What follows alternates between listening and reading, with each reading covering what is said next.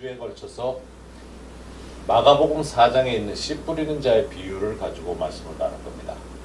그래서 5번에 걸쳐서 같은 내용을 반복적으로 볼 거예요. 여러 방편으로 볼 수 있기 때문에. 우리가 일반적으로 이 씨 뿌리는 자의 비유 그러면 마음밭 얘기하죠. 달리 설교하는 거 들어보신 분 계세요? 마음밭 아닌 다른 내용? 이 목사님들이 같은 설교집을 쓰기 때문에 다 똑같은 설교로 통일되어 있어요. 그래서 마음밭이 아닌 거로만 볼 겁니다. 그래서 여러분들이 그 생각을 좀 내려놓으시고 이 말씀만을 가지고 볼 테니까 마가복음 4장을 함께 펴놓고 보도록 하십시다. 마가복음 4장을 펴놓으시는데 미국에서 몇 년 전에 18만 명을 대상으로 서베이를 한 적이 있어요. 기독교, 교회 다니는 사람들. 교회가 525교회가 동참을 했대요. 그래서 18만 명한테 같은 서베이를 했는데 그 교회에 어떤 부류의 사람이 있는가 하는 것을 보기 위해서 교회 다니는 사람들이 어떠한 부류인가. 근데 4가지로 요약이 됐대요. 첫 번째가 Exploring God, 하나님을 좀 이렇게 모험 삼아서 이렇게 좀 만져보려고 그런다 그럴까? 좀 확인해 보기 위해서 온 사람들. 그런 부류의 사람들이 하나 있고, 그런데 그 사람들은 교회를 나오지만 아직 예수님을 영접한 사람들은 아니에요. 교회는 나오지만 무슨 이유로든지 교회는 나오는데 한번 교회 가봐야지 하는 마음으로 온 사람들이에요. 그래서 예수님을 영접하지 않았기 때문에 아직 크리스찬은 아니에요. 그런데 교인이에요. 근데 그런 숫자가 4분의 1이래요. 교회에. 교인인데 예수님 영접하지 않고 나오는 사람들. 그러니까 구원에 확신이 있습니까? 그러면 글쎄요. 교회는 다녀. 교인이에요. 열심히 봉사하고. 그게 4분의 1이래요. 교회 안에. 상당하죠. 그리고 거의 4분의 1씩 나눠지는데 이 네 부류가. 그리고 비기닝인가 그래서 하나님과 시작하는 단계에 있는 사람들, 예수님을 영접하고 예수님을 알아가는, 하나님을 알아가는 단계에 있는 사람들. 이것도 한 25%. 예수님을 영접한 지 얼마 안 돼서 여기서 얘기하는 것은 영접한 시간적인 차이를 이야기하는 건 아니에요. 영접을 언제 했든지 간에 그 단계에 그냥 머물러 있는 사람들이 꽤 있는데요. 그냥 예수님을 알려고 하는데 알자니 성경은 읽기는 귀찮고. 이거는 얼마나 두꺼워요, 이런 성경. 이걸 어느 세월에 다 보는 거예요. 조금 얇은 거로 바꿔서 보여드리면 조금 나을지 모르지만. 그러니까 예수님을 영접은 했는데 잘 모르는 거예요. 근데 마음에 영접한 거는 확신이 거의 있어요. 그리고 세 번째 사람은 그런 부류가 close to God, 하나님께 가까이 가려고 하는 사람들. 그래서 교회에서 훈련받고 제자 훈련에 관심이 있고 받고자 하고 이런 거. 그러니까 이 단계도 거의 받는 단계예요. 훈련을. 본인이 찾아간다기보다는.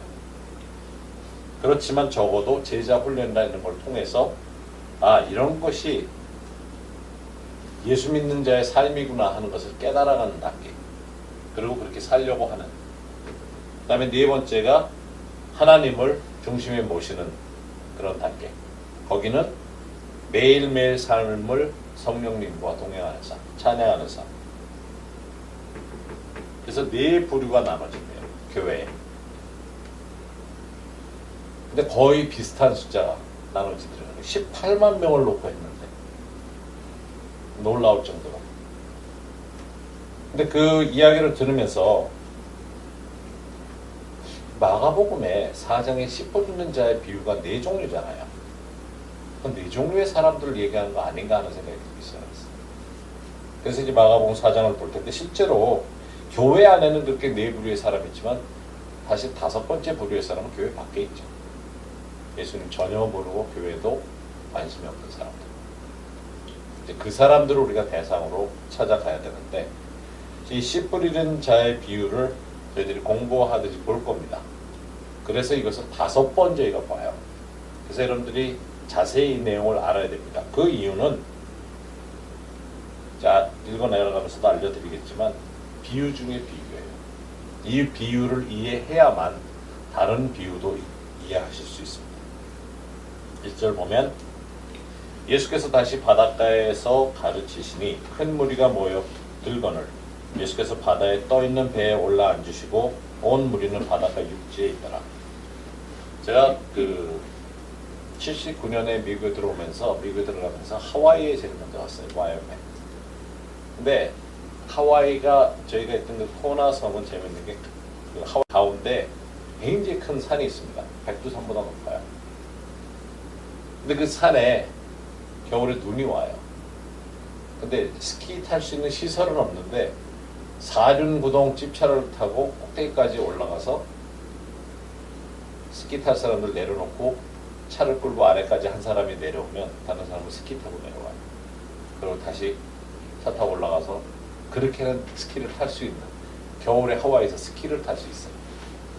근데 하와이에 있다 보니까 흥미로운 게 한 10시에서 11시 되면 모든 게 잠잠해져요. 바람이 없어요.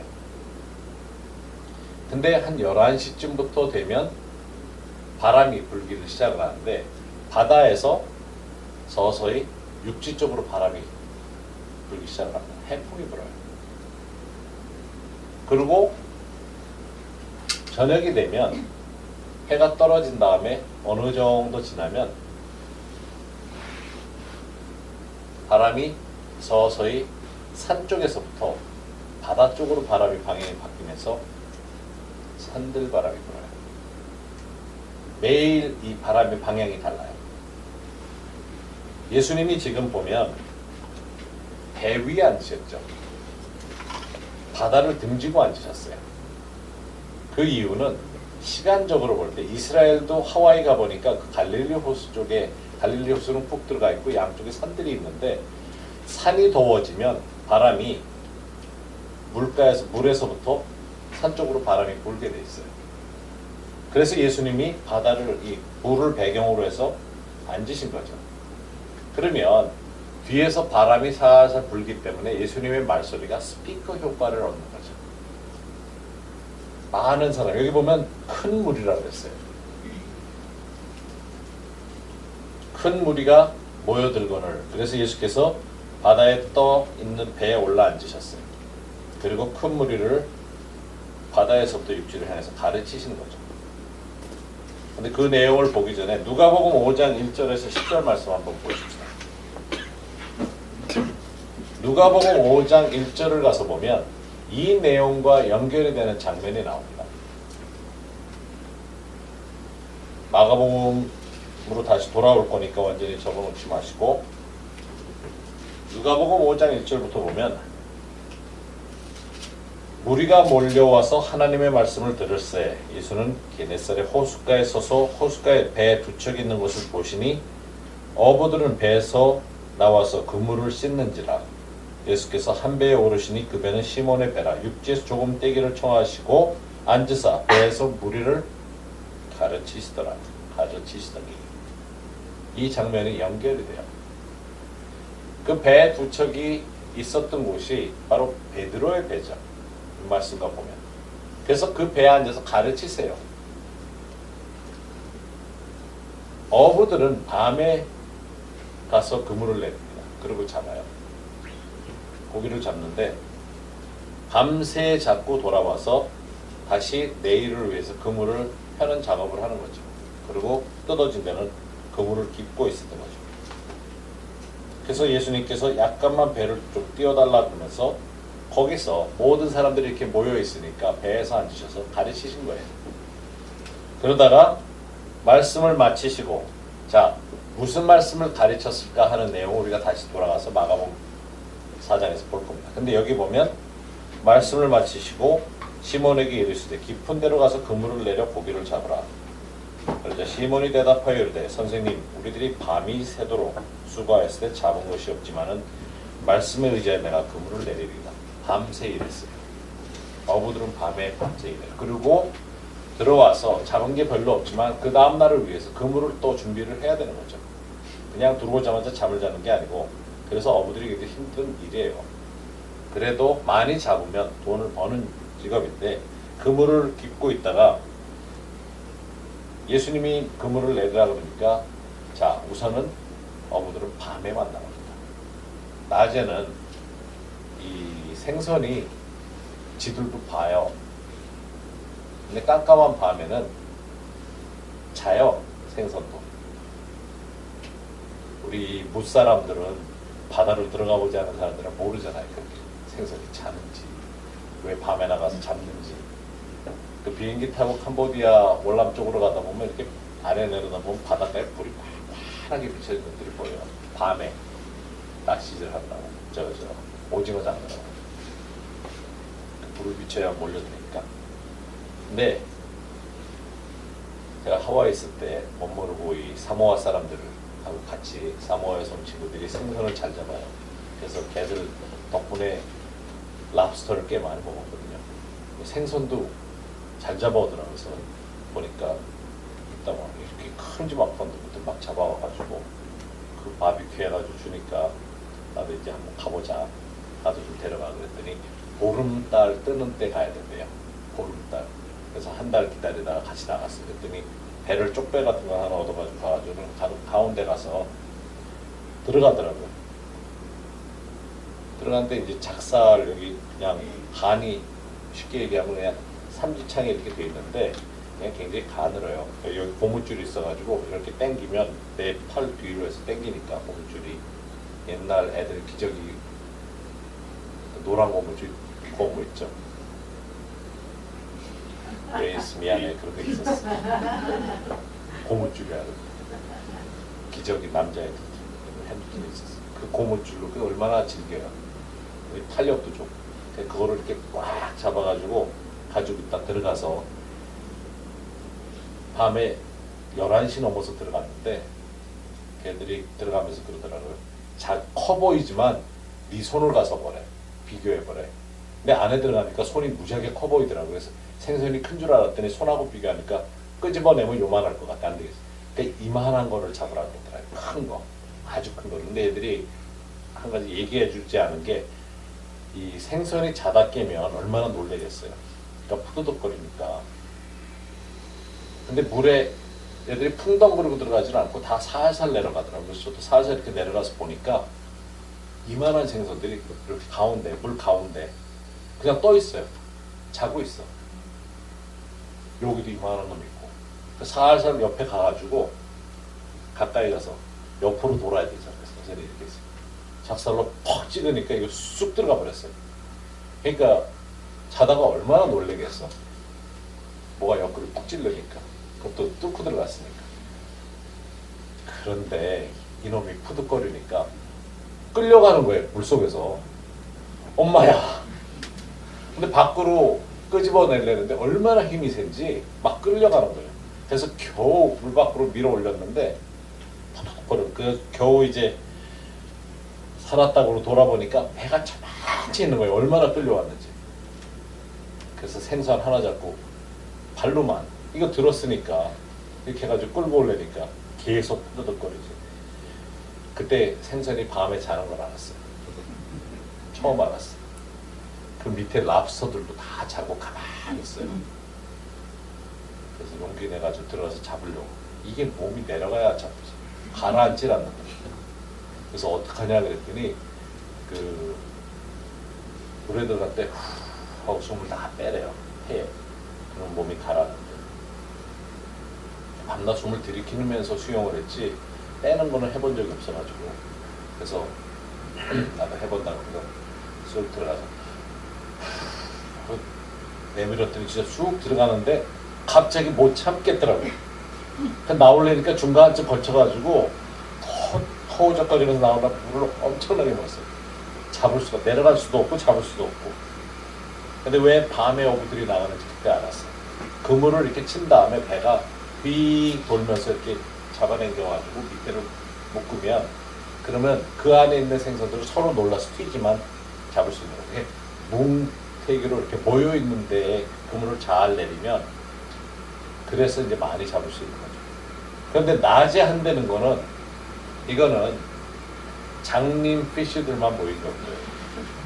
이건 말이 안 되는 거예요. 그물을 내리는데 거기다 가서 들이박는다고? 이건 말이 안 되죠.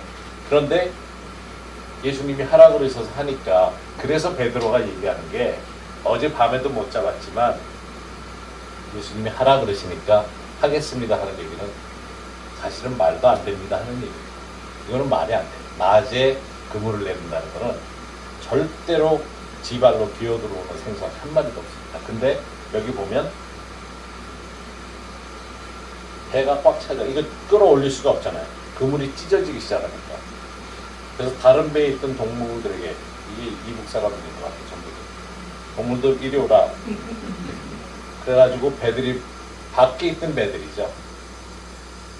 그때는 낚시질 하고 있는 배는 없었으니까 밖에 앉아있던 배들이 그때 들어와서 같이 끌어올려서 두 배에 가득 채우니 잠기게 됐다 그래요. 얼마나 많이 생선이 몰려들었는지. 이 자체가 기적인 거죠. 이것을 바다 사람들은 알아요. 낮에 이거를 한다는 거는 이거는 기적 자체예요. 생선이 잡힐 수가 없는 때거든요. 밤에만 잡히지. 그래서 예수님이 하신 걸 보고 시몬 베드로가 그 앞에 엎드리면서 내가 죄인으로서이다 하면서 예수님을 영접하고 따라가면서, 그때부터 예수님이 베드로가 내가 이제 사람을 취하는 것이 아니라, 생선이 아니라 사람을 취한다 하면서 베드로를 처음 제자로 받아들이시죠. 다시 마가복음으로 가십시다.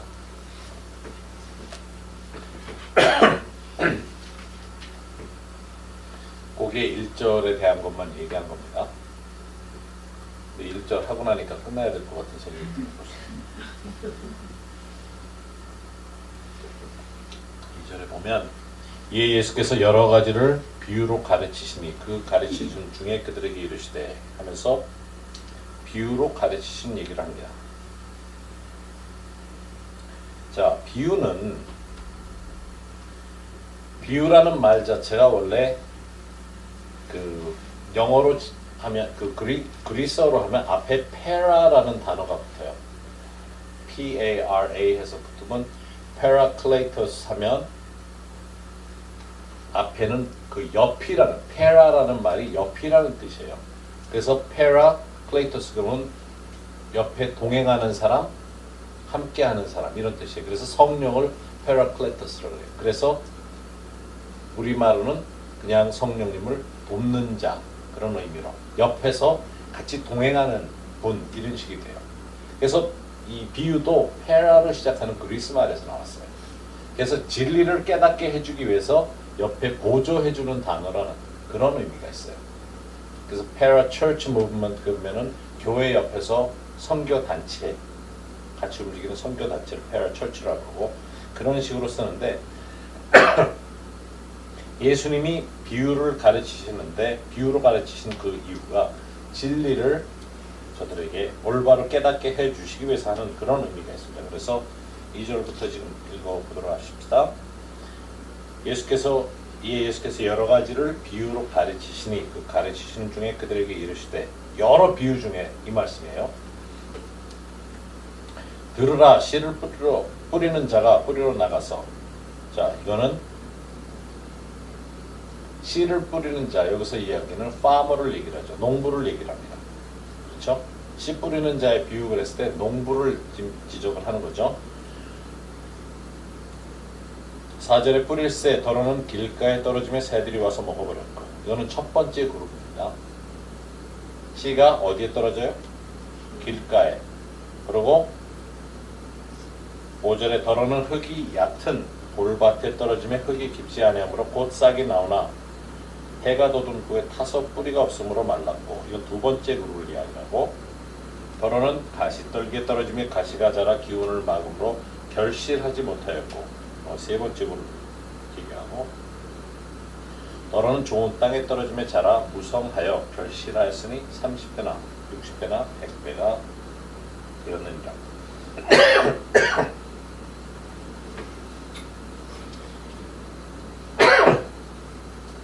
자, 이게 넷째 그룹이고, 9절을 한번 읽어보세요. 다 같이 시작.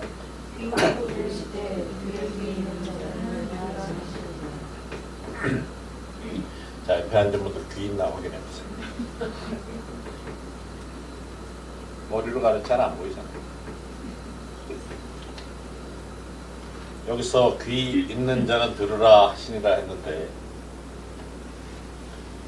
그 당시에 귀가 없었던 사람들 때문에 그 얘기를 했을까요? 여기서 귀는 뭘 얘기를 할까요? 영적인 걸 얘기하겠죠. 깨달을 수 있는 귀, 들을 수 있는 귀.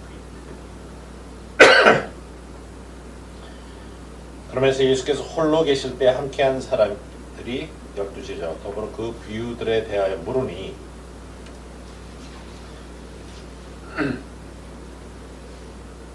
이르시되 하나님 나라의 비밀을 너에게 주었으나 외인에게는 모든 것을 비유로 하나니. 비유도 결국은 하나님 나라의 비밀, 하나님 나라의 진리를 깨닫게 해주기 위해서 던져놓은 겁니다. 근데 12절을 또 읽읍시다. 시작.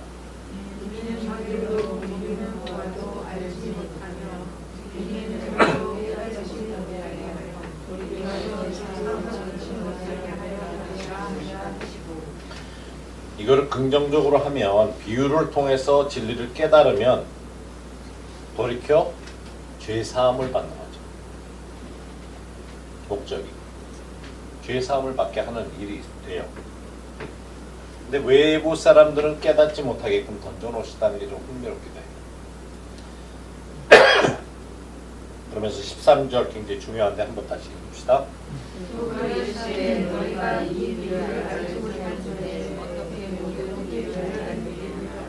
이 비유를 모르면 다른 비유를 알 수 없다고 하시죠. 근데 이 비유가 11절 말씀대로라면 하나님 나라에 대한 거죠. 대부분의 비유는 하나님 나라에 대한 것을 이야기합니다.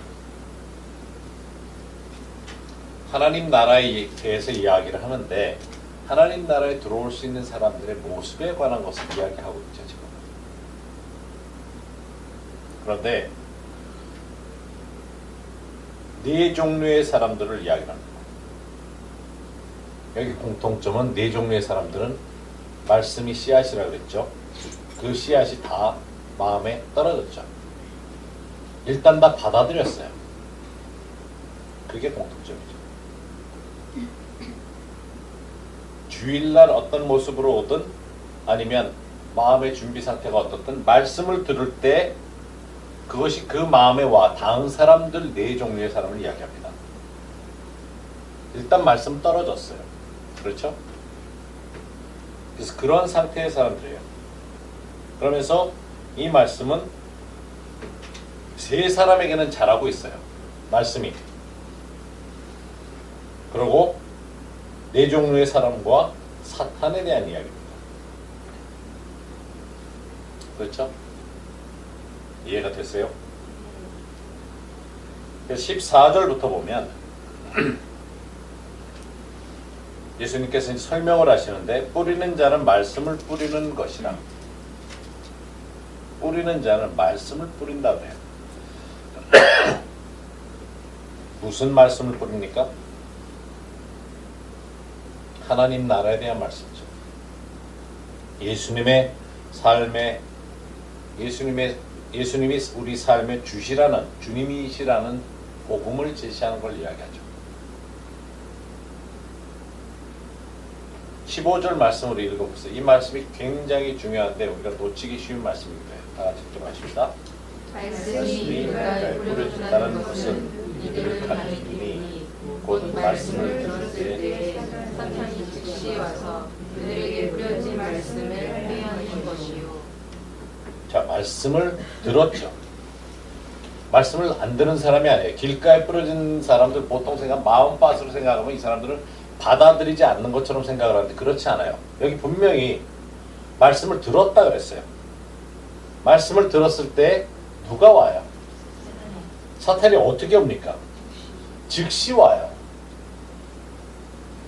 말씀을 듣는 순간에 와요. 여러분들 제가 그 말씀도 드렸죠. 하나님께서 우리에게 예언적으로 뭘 하라고 말씀하실 때 마음에 주실 때 일부분만 주시는 이유가 뭐라고 했어요? 너무 많은 걸 줘버리면 떠들다 보면 누가 즉시 와서 가져가요? 사탄이 듣는다니까 동시에. 그 비밀이라는 걸 사탄도 알게 돼요. 여기 보면 이 즉시에 왔다는 게 너무 충격적이에요. 사탄이 하나님의 말씀이 떨어지는 순간에 와요. 주일날 다 듣는다니까 말씀을. 근데 여기 나갈 때쯤이면 아무것도 기억 안 나요.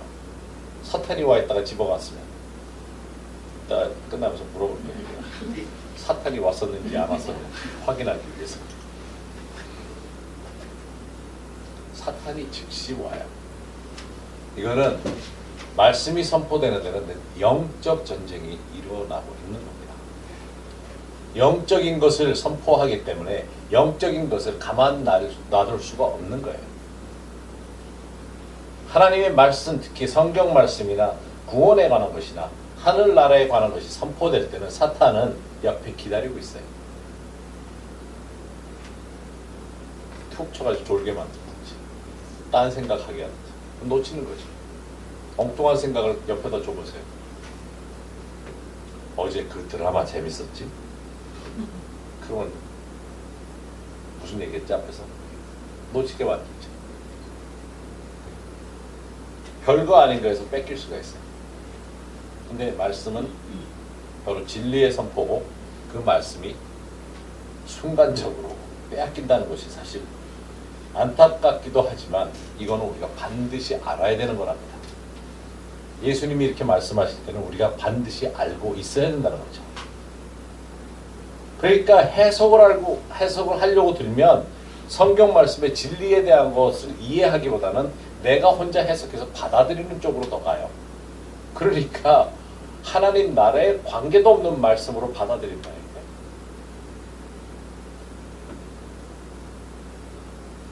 사탄이 갑자기 가만히 있다가 말씀이 선포될 때 즉시 나타나는 이유가 뭐예요? 그러면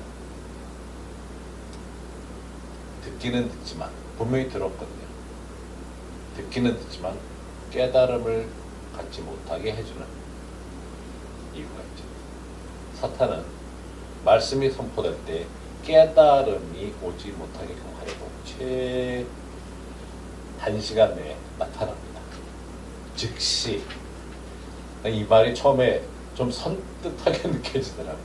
사탄이 즉시 나타난다 그러니까 즉시 뺏어간다 그러니까 야 이거 어떻게 해야 되나? 먼저 깨워야 되지. 깨워야 될 것 같아요. 여러분들 사탄이 즉시 와서 뺏어갈 거니까 정신 차리세요. 그리고 이야기를 해야 될 것 같아요. 중요한 얘기예요.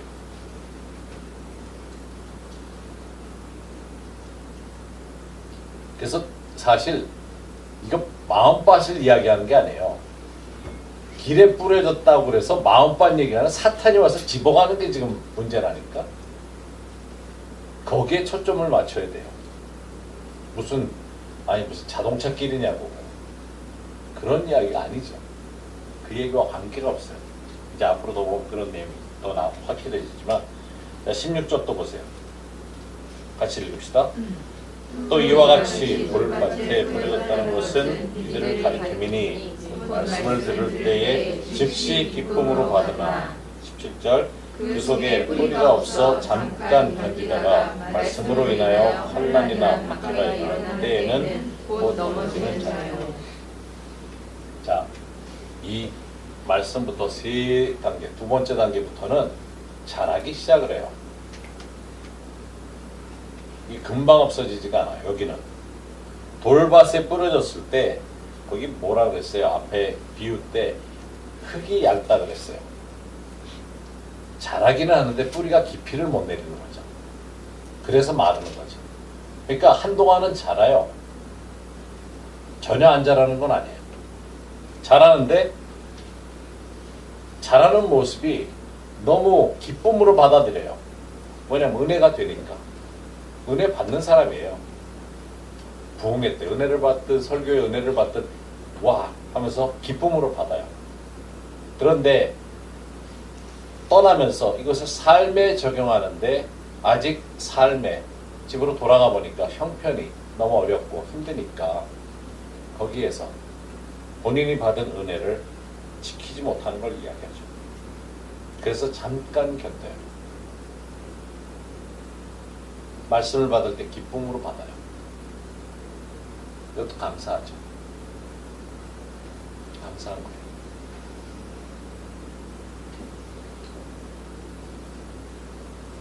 이거는 또 한 가지 우리가 생각해 봐야 되는 것은 그냥 주일날이나 아니면 듣는 말씀만 가지고 생활하는 것은 부족하다는 것을 보여주고 있습니다. 그냥 던져지는 말씀만을 가지고 살아가기에는 뿌리가 내리기에는 너무 기초가 없는 거라는 거죠. 너무 힘들죠. 그것만을 의존합니다. 그래서 이런 이해가 열정적으로 하는 사람, 특히 이제 치유받는 사람들의 경우 이런 경우가 많아요. 예를 들어 치유를 받았는데 통증이 떠났어요. 지난번에도 무릎이 나은 사람도 통증이 떠났는데 아니면 허리가 나은 사람이 통증이 떠나서 제대로 생활하는데 그 다음날 아침에 일어나니까 약간 뻐근해요. 근데 꼭 허리가 아닌데 일어났는데 몸이 좀 뿌듯하고 좀 뻐근한 것 같으니까 어제 내가 치유 못 받았나? 하는 생각을 사탄이 탁 갖다 줘요. 그러면 아, 치유 안 됐나 보다. 그러는 순간에 다시 돌아오죠. 사탄과 동의를 해버리면서. 그러니까 뿌리가 없다 보니까 믿음이 약하다 보니까 그 순간에는 기뻤는데 감사했는데 그 다음 단계에서 유지를 못하는 그런 상황이 될 수 있는 거죠. 사역 중에 많이 볼 수 있는 단계이기도 해요. 근데 그렇다고 그 사람이 완전히 떨어진다는 그런 의미는 아니지만 좀 아쉽죠. 기쁨으로 받았던 사람들이 그렇게 돌아서 버리면 진짜 아쉬워요. 18절, 19절 말씀 또 보십시다. 같이 읽도록 하십시다. 또 어떤 이는 가시떨기에 뿌려진 자니 이들은 말씀은 듣기는 하되 세상의 염려와 재물의 유혹과 기타 욕심이 들어와 말씀을 막아 결실하지 못하게 되는 자요.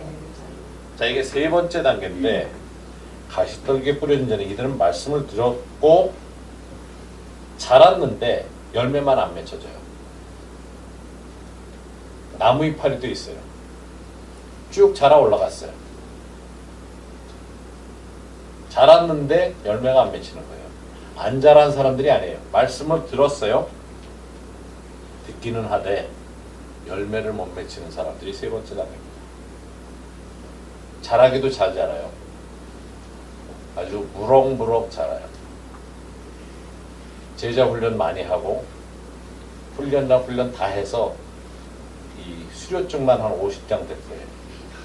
자라기 무지하게 많이 자랐어. 나무 잎뿌리도 무성해. 근데 어떻게 이렇게 열매가 안 보여. 이해가 되세요? 주위에 그런 분들 보신 적 있어요? 나는 아니지만 주위에. 본인 말고 다른 사람. 우리 이 팀엔 그럴 수가 없으니까 여기 있는 분은 그럴 리가 없으니까 다른 분들 한번 생각해 보세요. 뿌리도 내렸어요. 훈련을 많이 받아서 들은 것으로 말씀이 들은 것으로는 굉장히 많이 자랐어요. 그런데 내 말씀이 없어요. 읽은 게 없으니까. 뿌리까지 내렸다니까요. 근데 더 이상 영양분을 공급받을 수 있는 공급원이 없는 거예요. 그거는 들은 말씀으로 되는 게 아니기 때문에. 하나님 말씀이 살아 생동력이 있다 그러는데 이거는 먼지가 쌓여서 생동력은커녕 이 새고를 사놓은 지가 오래됐는데도 몇 장이 이렇게 들러붙어가지고 전에 한번 그런 적이 있었어요. 성경을 읽다가 구약에 예레미야 몇 장 펴도록 하십시다 그랬더니 목사님 그 장이 없는데요 그러더라고요.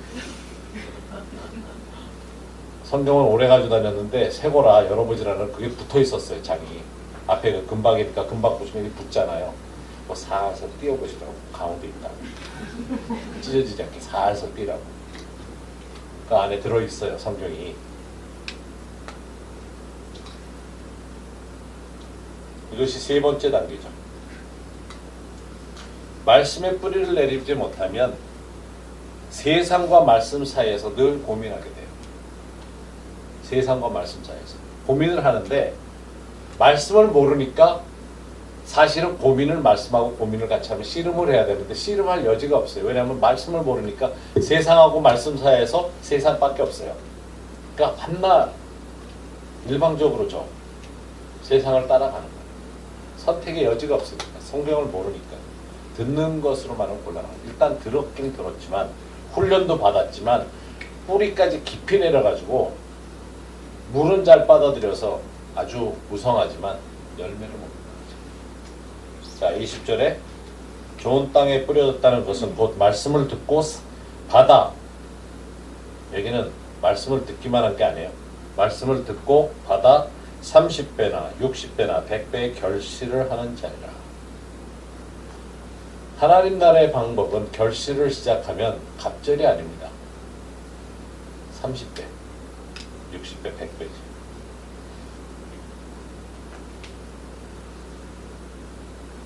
이 말씀은 네 가지 부류의 사람과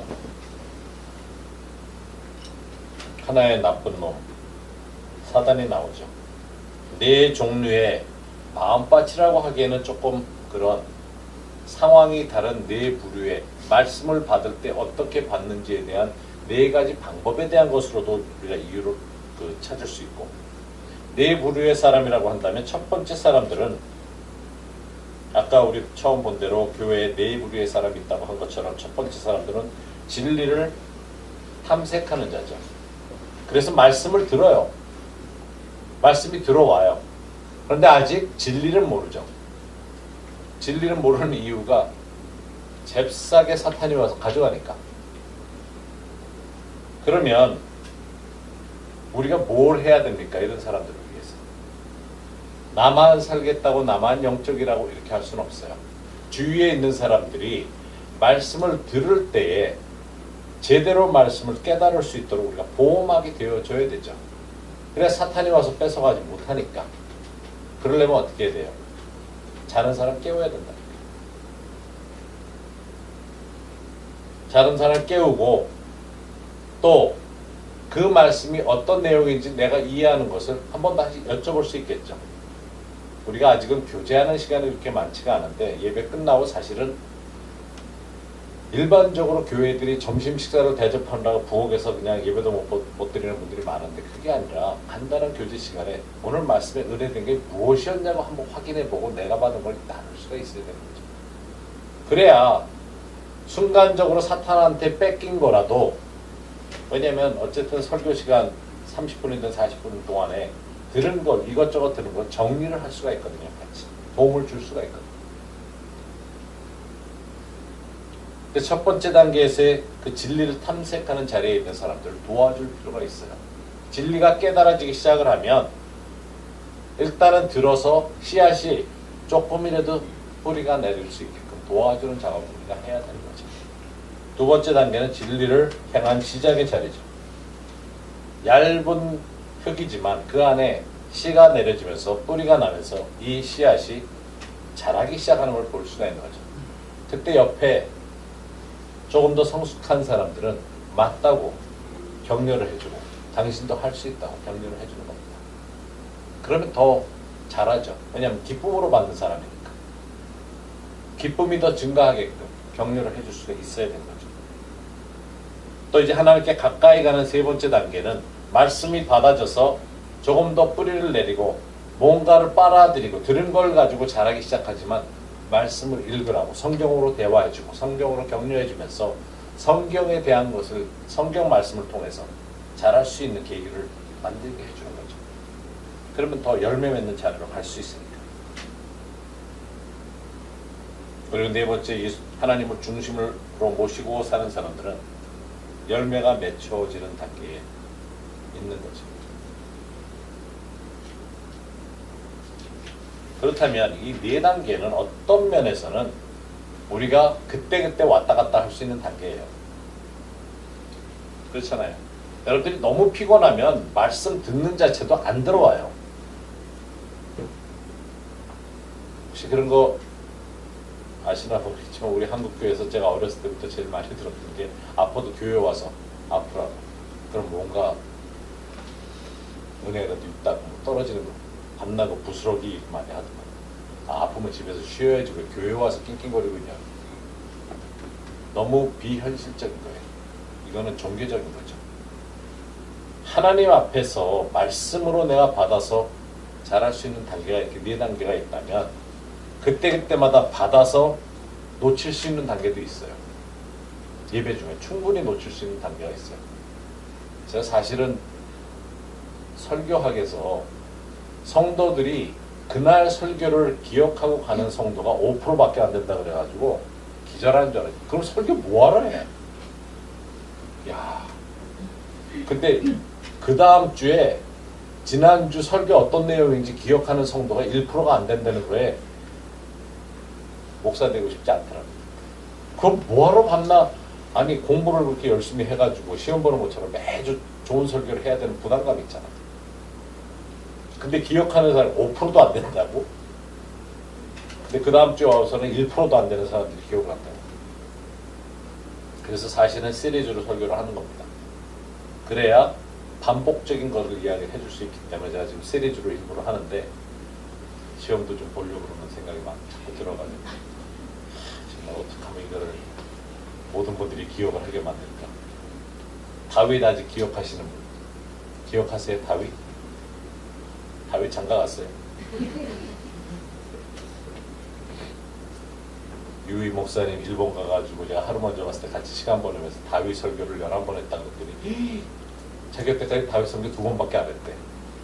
근데 11개 할 게 있었냐 그러더라고요. 이 친구 또 무슨 소리 하는 거야? 다윗이 얼마나 길게 나와 있는 성경에. 이 말씀이 여러분들한테 던져질 때 늘 빼앗길 수 있다는 걸 생각을 하셔야 돼요. 그만큼 마귀가 사탄이 여러분들이 말씀 깨닫는 걸 좋아하지 않고 있다는 거예요. 바로 옆에 즉시로 와서. 그러면 말씀이 깨달아질 때 기쁨으로 깨닫는 단계가 있고 또 그 말씀이 기쁨뿐만 아니라 뿌리를 내릴 수 있게끔 묵상을 할 수 있는 말씀 단계가 있죠. 떠나면서 야, 그 말씀 진짜 좋았다. 아, 그 말씀 진짜 위로가 되네. 집에 가니까 애들이 접시 다 깨놓고 설거지 한답시고 막 이렇게 놓으면 오늘 뭐 받았는지 하나도 기억이 안 나는 상황으로 바뀔 수는 있지만 받는 순간에 은혜가 돼서 떠나갈 수 있는 그런 단계가 있죠. 또 말씀 받은 거가 아 진짜 하나님의 말씀이었구나. 내 마음에 깊이 들어앉는 것이 있구나 하면서 기뻐할 수 있는 단계들이 있죠. 그리고 그것을 가지고 내 삶에 적용할 수 있는 그런 단계가 있어요. 그러면 이 말씀은 우리에게 계속 위로와 도움과 늘 충분한 하나님 나라의 것을 보여줄 수 있는 거라고 비유로 말씀하셨다면 말씀이 우리에게 들어올 때는 하나님 나라가 우리 안에서 형성이 되어진다는 것을 깨달아야 됩니다. 그 말씀이 우리에게 던져질 때마다 그래서 마귀가 뺏어가는 거죠. 사단이. 하나님의 나라가 이 땅에 임하시는데 누구 통해서 하시냐고요? 우리 통해서요. 내 안에서. 하나님의 나라의 비유를 통해서 말씀이 던져질 때 내 안에서 하나님의 나라가 형성이 되고 성령이 거하시는 전이 아름답게 가꾸어지는데 그걸 못하게 하는 것은 사탄이 하는 거죠. 그래서 말씀을 가만 놔둘 수가 없는 거예요. 방해를 해야지. 그거를 안다면 사실은 우리가 더 그것을 조심해 볼 수 있어요. 근데 이 4가지 부류의 사람을 공동체 안에서 찾아볼 수 있어요. 4가지 다른 모습으로 달리 생각해 볼 수 있는데 첫 번째 단계의 사람들은 예수님보다는 공동체가 좋아서 오는 사람들이 있어요. 교회가 그냥 좋아서. 교회에서 늘 모이고 점심도 무료로 주지 그러니까 우리는 주지 않아서 이렇게 사람들이 안 첫 번째 단계 사람들은 없는 것 같아. 참. 밥을 안 주니까. 밥 준다 그러면은 무숙자들에도 오겠죠. 우리 밥 주는 데 가서 우리 사역도 했었거든요. 청량리 가서 청량리역에서 또 서울역에서 지금도 그렇게 하고 계시지만 밥을 안 줘서 하는 거. 근데 하여튼 이런 단계에 있는 사람들은 아직 예수님을 영접하지는 않았기 때문에 기도도 안 해요. 이 사람들은. 왜냐하면 기도의 대상이 없잖아요. 예수님을 영접하지 않는 단계니까. 근데 두 번째 단계는 예수님과의 관계를 맺어가는 단계이기 때문에 예수님을 알아가는 단계예요. 영접했지만 대중 앞에서 기도하라 그러면 아이고 다음에 내년에 후년에 10년 후에 그리고 식당에서 기도는 무시하게 간단하게 짧게 하죠. 깜빡거리는 사이에 기도가 끝나요.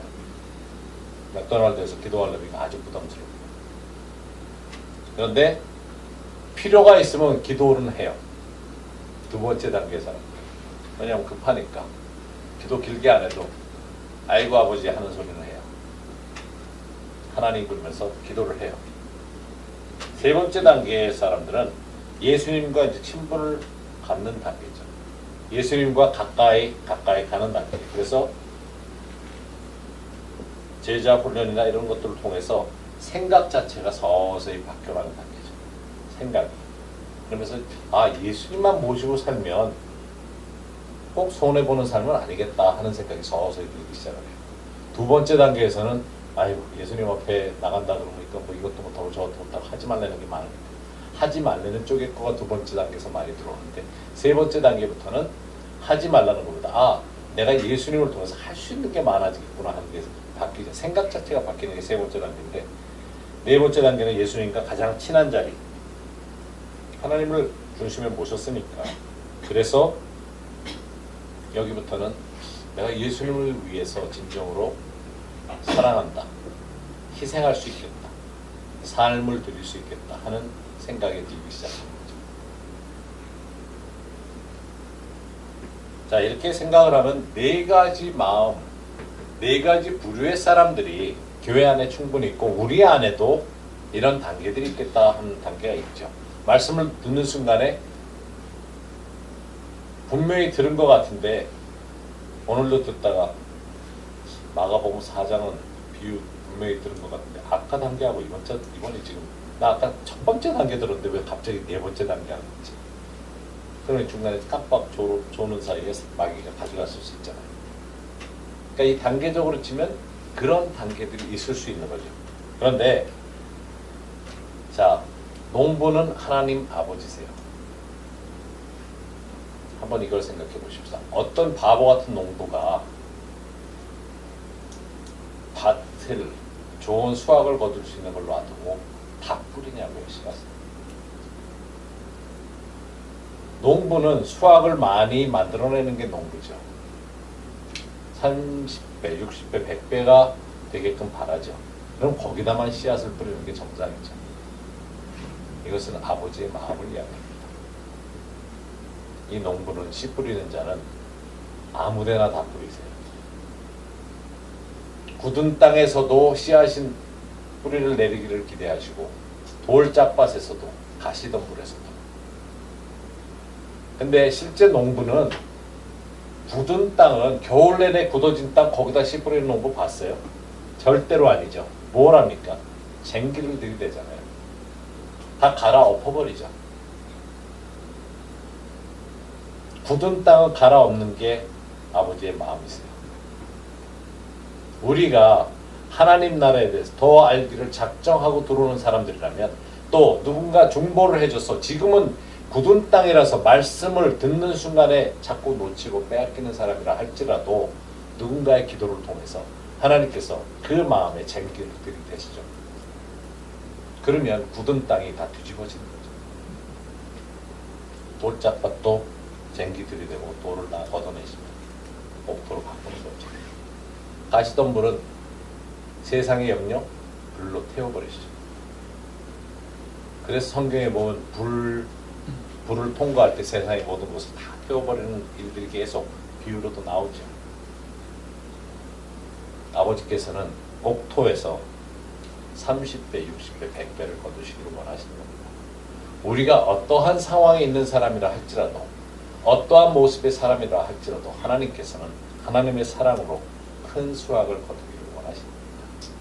그것이 아버지의 사랑이죠. 하나님의 사랑입니다. 그렇게 좋게 만들어 놓은 밭은 늘 열매를 맺게 되고 있어요. 그것이 내 주위에 있는 사람이 어떤 사람이라 생각이 들면 그 사람들을 위해서 기도를 해줘야 되는 이유가 거기 있는 거죠. 만약에 내가 왔다 갔다 하는 신앙을 가지고 있다면 함께 갈 수 있는 공동체 속에서 기도를 하면서 자라나가는 거죠. 그래서 공동체가 중요한 거죠. 우리가 서로의 필요를 보완해 줄 수 있고 기도로서 도움을 주고받을 수 있기 때문에. 그래서 우리는 성장하게만 되어 있어요. 성숙하는 길로만 가게 되어 있어요. 성숙이 결국은 우리 삶에 열매 맺는 자리로 가게 만듭니다. 우리가 무엇을 해서가 아니라 하나님의 말씀이 계속적으로 뿌려질 것입니다. 하나님의 말씀은 계속적으로 우리를 향해서 던져질 거기 때문에 그러면 반드시 열매를 맺게 되어 있어요. 우리는 열매를 맺기 위해서 지향하고 가는 사람입니다. 그래서 이 시간에 하나님 아버지를 생각을 해보십시오. 농부로서 내 마음에 계속적으로 뿌려주고 계시는 아버지를 생각해 보십시오. 내 마음에 늘 그 사랑을 부어주고 계시고 어느 자리에 있든지 간에 하나님의 말씀을 계속적으로 들을 수 있게 해주시는 은혜가 있다면 여러분들은 반드시 잘할 수 있어요. 잘하게 되어 있어요. 그래서 내 안에 기쁨으로 받아서 지금은 열매를 못 맺는 것 같을지 모르지만 그렇지만 그 자리에 또 말씀이 뿌려진다는 걸 기억하시면 돼요. 가시덤불 같아서 내가 열매 못 맺히는 것 같은데 하나님 거기다 또 뿌리세요. 또 말씀을 주세요. 또 뿌리 내리고 계속 자라도록 언젠가는 열매가 맺혀지는 것을 볼 수 있게 하고 있어요. 그런 자리를 계속적으로 다스리시고 쟁기를 갖다 대시고 사랑해 주시는 하나님께 우리 감사하며 나가도록 하십시오.